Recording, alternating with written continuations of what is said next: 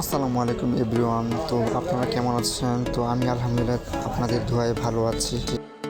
তো চলুন আজকে আপনাদের সাথে শেয়ার করে আমি কোথায় চলে আসছি। তো তো অনেকে চেনেন, অনেকে চেনেন না, চিনবেও না, কারণ আমার ফ্রেন্ড সার্কেল যারা আছে ওরাই আশেপাশে যারা আছে তো ওরাই চিনবেন।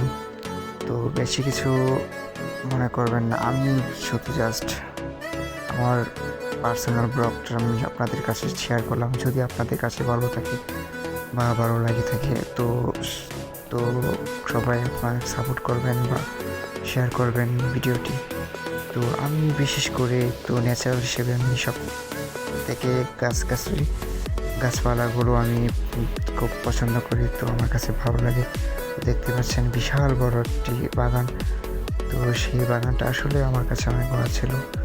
দেখতে পাচ্ছেন ছাগল ঘাস খাচ্ছিল। তো আমি যেই জায়গা থেকে ঘুরে আসছিলাম, তো এটা আসলে একটি সুন্দর এলাকা। দেখতে পাচ্ছেন মসজিদ কালারিং। তো মসজিদের পেছনে আশেপাশে দেখতে পাচ্ছেন কত সুন্দর খাল বিল। তো রাঙামাটির একটি পুকুরের মতো দেখতে, বিশাল খনন করা একটি পুকুর। তো চলে আসলাম শেষ মাঝখানে দিকে দেখেন। তো এটা আসলে একটা বাগান, কিসে বাগান আপনার যেহেতু বলতে পারবেন না, অনেক কি চিনবেন। এটা হচ্ছে আসলে একটি গমের বাগান, ফরিদা চৌধুরী বেগমের মালিকানা অফিস। তো এখন চলে আসলাম চাচির দোকানে। তো দেখেন চাচি কত সুন্দরভাবে পিঠা বানাচ্ছে, এখনও তৈরি হয়নি। তো আমি ভাবলাম ঘুরে আসি ধান ক্ষেত, তো সবুজ ঘেরা।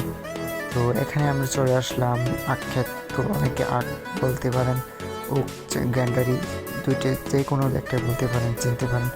তো আমি এখানে সব সময় ঘুরতে আসি। তো এটা আসলে একটি প্রজেক্ট।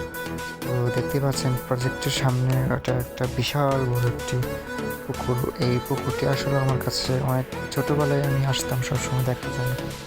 তো ধন্যবাদ সবাইকে, এভরিওয়ান, থ্যাংক ইউ।